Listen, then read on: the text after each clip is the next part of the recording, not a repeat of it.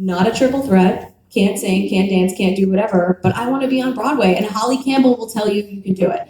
ALC will tell you you can do it. You love tech stuff, you love math, you love lights, you love how things work. You can be on Broadway. You do not have to be able to sing and dance. Just saying. And I think that's really what this is about for each of us, is that we all have a passion for Broadway, and I'm not a triple threat. I am not going to be on your Broadway stage coming to a theater near you anytime soon. But I get to do something that aligns me with this thing that I love on a daily basis. So I think that is the biggest takeaway, is I get to keep it in my life, I get to be of it, but not maybe on the stage. I said that to somebody yesterday. I grew up, since I was, as long as I can remember, I've watched musicals and Broadway. And my sister also, and both of us have always said, it's just such a shame that we love it so much, but neither of us can sing at all, like at all. And it took until 2 years ago to realize, oh, this is why. This is why Broadway's been in my life. So it could transition into this. So like you said, this is how I can use my love for Broadway and keep it part of my life, because no one wants to hear me sing. We have a few minutes left, so I'm going to take a couple of questions, and I ask the following. Keep them like the most truncated version of the question so that we can get to as many people as possible. And if you can shout them out so that the mic can pick it up, great. Otherwise, if it's addressed to a specific panel, it's just like sort of repeat the question in a way that the people in the back will hear it. There's a person in a blue shirt. You, yeah? Hi. Oh, actually, sorry. She's right there, and then you. Yeah. Don't be sorry. For those of you that are doing like more visual type things, or if you're using lyrics in the how are you dealing with the copyright issue? How do you deal with copyright issues if you're using actual things from the thing? I'm going to speak to this real quick because mine is an easier answer. If I'm talking about, it's fair use for me to use the music in my podcast. So I came from radio and I kind of know a little bit about that. It's all Googleable. People can fight you on it. It's a little bit of a gray area, but like if I'm talking to Alex Sakamore, who's like, remember that thing I did in Schuyler Sisters? I'm like, yes. And then I play it. It's all fair use. I never use anything in my podcast for the sake of it. It's always to show something, to give an example, or even if I'm using a transition, I'm still talking to someone in Hamilton, Lexi Garcia or Eliza Owen or whoever, and then using that as a musical transition. So I do have an ASCAP license, which is a couple $100 a year just for my peace of mind. But I know that I fall under fair use. And I also don't make a living from my podcast, from the Hamilcast. So it's a little different when you're actually making your life from stuff. That's when it gets a little murky. So now I'm going to step back and let everyone else talk. Do you want to go or should I? Well, I'm just going to go. We'll just piggyback. Gray area is my big thing. Fair use is part of it. Also using, for us and for what we do, we definitely are aware of not using imagery from the show. We're using our own imagery and very, very small.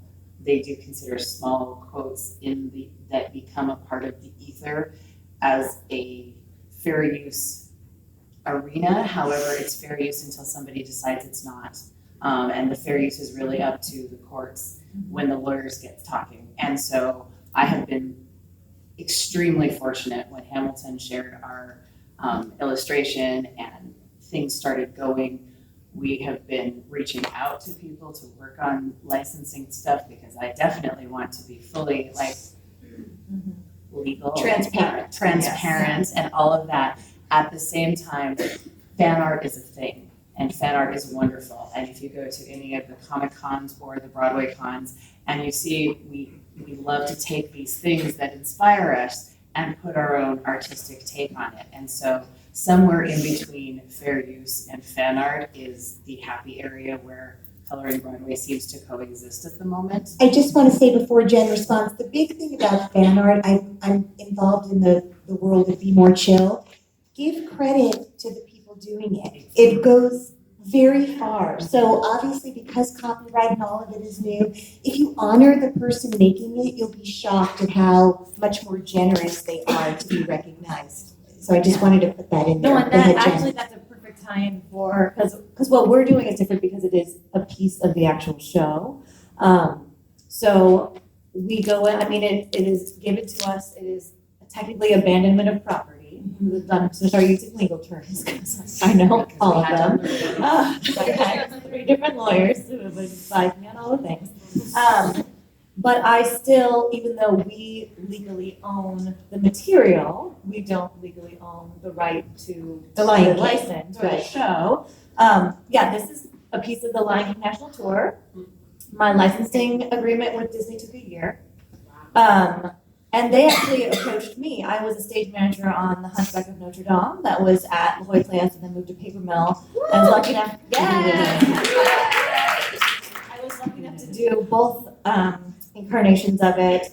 And so actually the production manager from Disney, when she found out what I was doing next, emailed me and asked, do you want some of our stuff we're gonna clear out of our storage unit? And I said, yeah, really, really do. But it took a full year to finalize that, the gifting of those properties to us, and what we can tag the Lion King show, we cannot tag Disney theatricals, we can, we can show this photo, we can't show this photo, because then you also get into equity union rules. And as a stage manager, You're sensitive to that.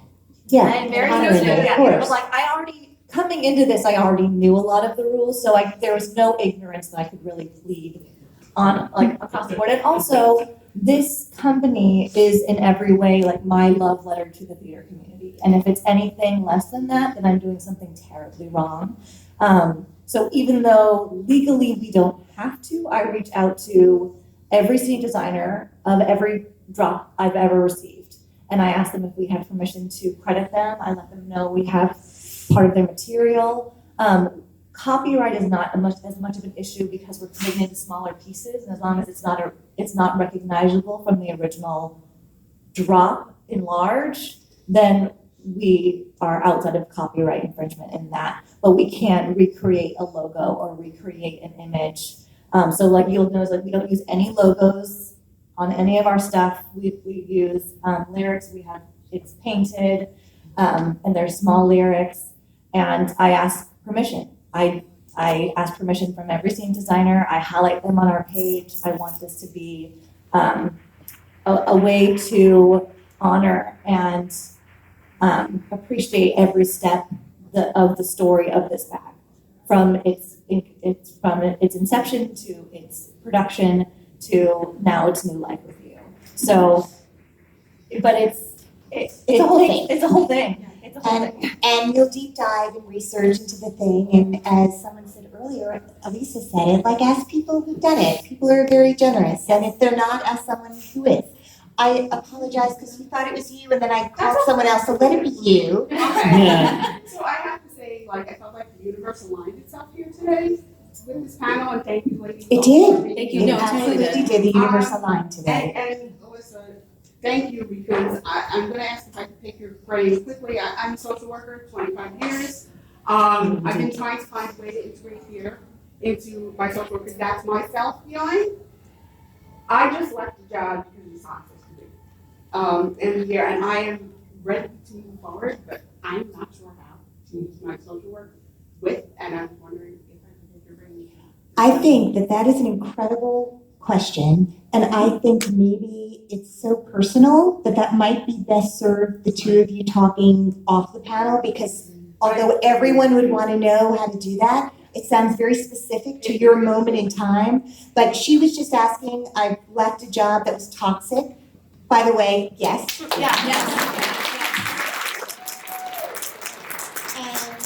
And whatever happens in the interim, I know we all collectively hope that you find yourself at a place that is not that. And I just want to say, I'm in the least toxic room on the planet right now with the most beautiful BroadwayCon faces. I feel so honored to have done this panel with this unbelievably... Thank you for having us, Ilana. Thank you to everyone for coming. Yeah. And thank you, Broadway makers, for creating this panel. And could you just share with everyone all of the places on social media that they can reach each of you in the future? Yes, thank you. So for Dr. Drama, you can find me on the social medias at the Dr. Sorry Drama. about that, I'm sorry. Yeah, the Dr. Drama, DRAMA, and we are also part of an alliance of Broadway Makers. So at Broadway Makers. So if you're interested in making the thing, contact us. We will help you.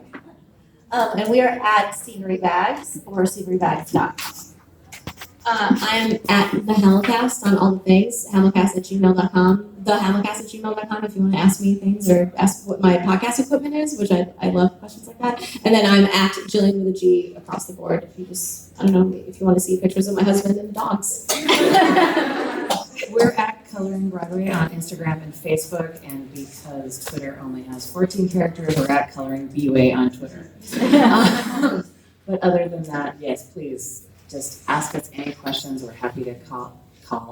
Yes, I like to talk. I'm Just use an old school. AMA, our whole lives are AMAs, just ask us anything all the time. So Coloring Broadway.